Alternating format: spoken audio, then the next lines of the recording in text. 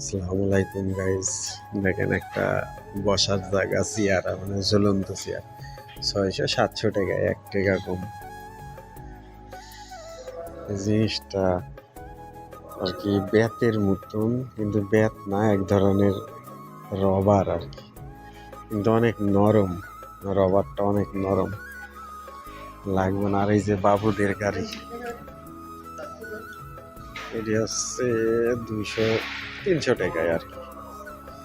আর এই গাড়িটা হচ্ছে 329 টাকা। এই সাদাটা 400 টাকা।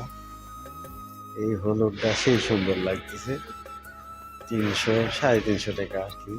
এটি সাদা, এটি 350 টাকা। লেডিস